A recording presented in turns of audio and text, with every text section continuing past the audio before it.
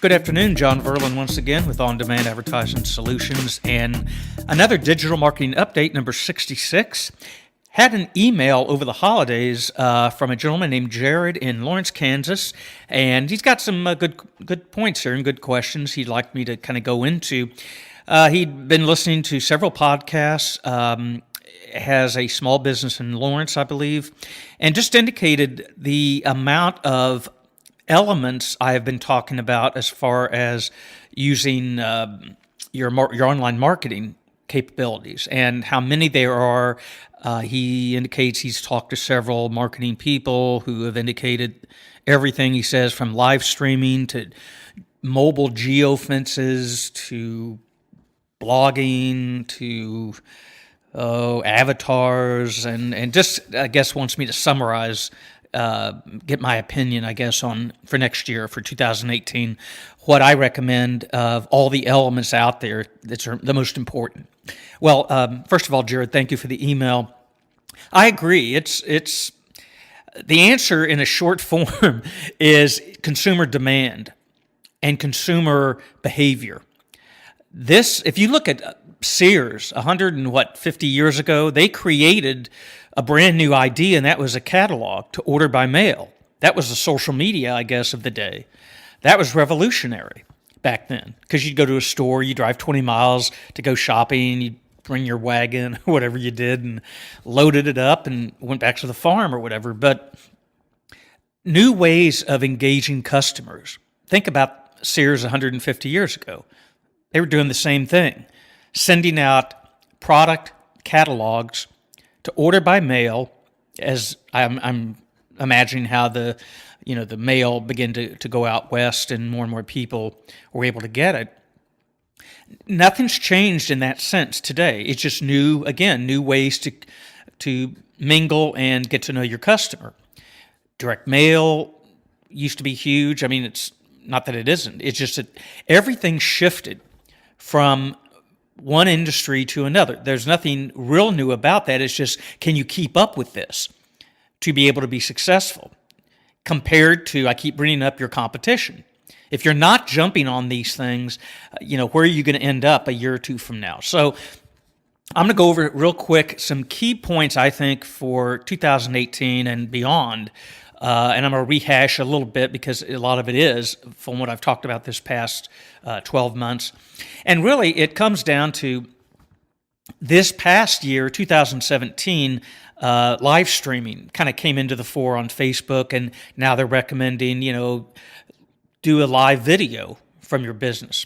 And again, this depends on what kind of business you have. If you're retail, those kind of things probably make more sense. We're out here today having a live concert. Come on out and see us and save 50% on certain items and whatnot. That makes sense. If you're business to business or maybe even business to consumer, that may not be quite as appealing for a longer term strategy to build your brand, because we're talking about a long-term project of ongoing exposure to build a brand and tell your story.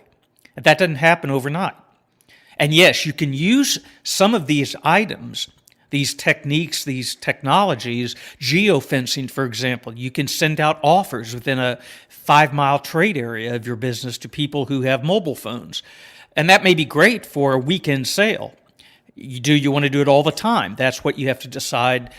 What parts of these techniques and technology do you want to use on an ongoing basis? So I'm going to suggest some basic things you want to always do, okay? And as they develop new platforms and new things, you can experiment with those.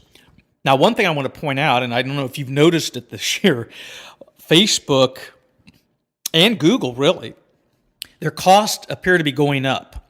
I know they change algorithms every now and then. They do all sorts of things. But probably that's going to continue to happen as more and more people use online marketing, basically. Used to be banner ads, display ads, still being used, but it's just that Twitter and Facebook, again, it all comes back to what I mentioned in the beginning, and that's customer engagement. Where are your customers and how are they being engaged now? Is it a catalog being mailed to them 150 years ago? Or is it they're on Facebook every night checking a news feed? Or are they searching online for particular products or services in your business category? It's all about that customer engagement. Look at the media today, television. Well, now you got YouTube TV. You had, 120 cable channels, and now that's all shifting. Media businesses, conglomerates are buying up other media to have, better efficiencies and platforms. So bottom end is, where is your customer hanging out? What are they doing? How can you best engage them? So I'm going to give you some points here that we've talked about, but I'm going to help you remind some of these that I think are consistently important on an ongoing basis. Number one is the website. If you don't have a website, you got to get on board. That's critical. And it's continuing to be critical. Matter of fact, 85% of small businesses indicated that, I believe, it was from the Content Marketing Institute, that 85% of content marketers stated that content marketing was their number one factor for success last year in 2017. 85%. Now, if you don't have a blog to put content on or a website to link it to, that's going to be real hard to measure and or be successful in boosting traffic to learn about you and learn about your expertise. So a website's key. Having a blog, in my opinion, is key because of the things you can do with it. In this case, create content.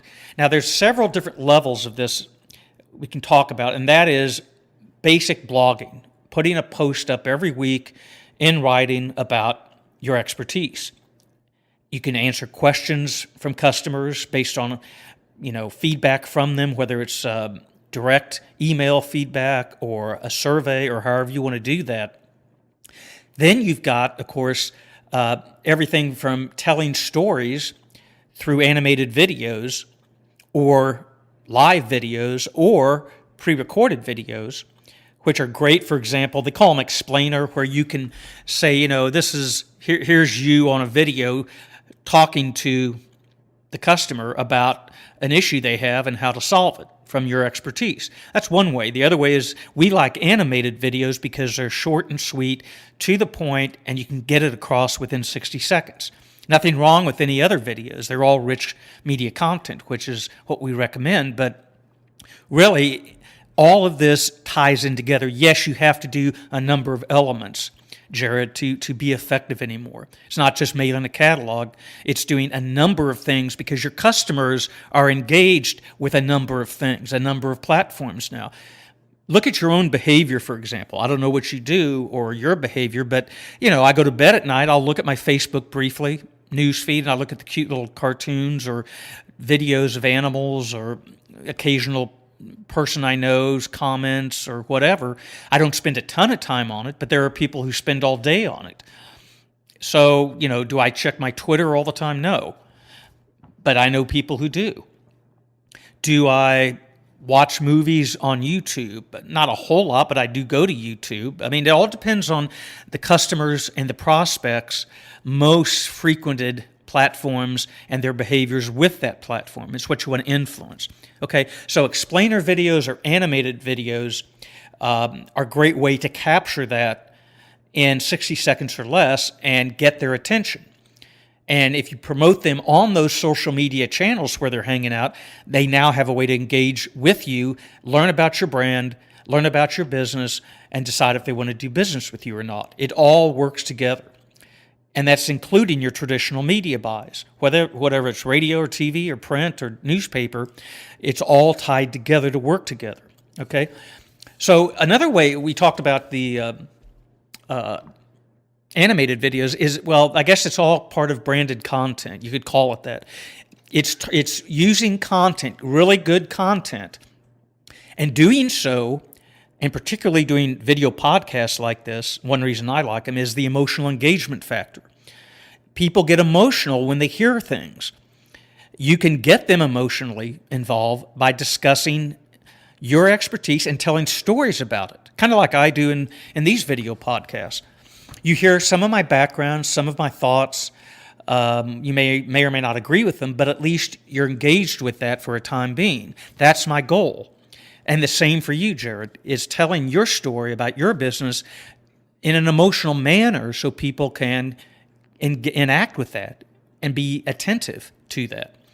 Okay, so producing great branded content, video, I say video, rich video or rich media content is what's being searched nowadays and really favored in Google and Facebook and other platforms.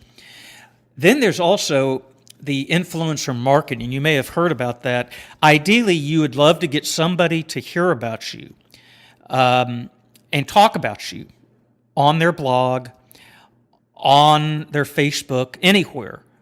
For example, it could be somebody recommending your jewelry products that happened to see a blog post you had, or maybe you contacted them or you had a representative contact them to see if they would be willing to include you on their blog. Now, of course, be prepared. They're going to probably be paid or do something in exchange for that exposure because they've built up their presence online, whether it's Instagram pictures or whatever, and they're very popular. So ideally, if you get an influencer involved, that'll be great to build traffic. But in the meantime, as you work towards doing that, you're putting out great content, animated videos perhaps, video podcasts or podcasts, however you want to do it, that people can grab on the go on their phone and listen to you. Social media promotion, ongoing. That's why we recommend these things, because they're ongoing, they will consistently build, and they will also tie into your current traditional media that you're using. Okay, so those are some of the things I recommend for continuing to do. And again, the content's the key thing. It's the thing that's being searched. It's the thing that people are getting emotionally involved with. It is the thing that will make you stand out from your competition. So focus on that. That's what Mr. Euler said on a infographic I had put online, was about the creation, and the money should go towards your content, because that's the thing, and it's always been that way. The items that Sears featured in their catalog 150 years ago, that was their content. If they had lousy items, nobody would care. But if they did have items, what did that do? Oh my gosh, we need a new wagon wheel, and that thing has spurs on it or whatever. So that got their attention and got their interest. That's the same thing today with content. John Verlin 12 at AT&T.net. On Demand Advertising Solutions is the website, and we'll talk to you again soon.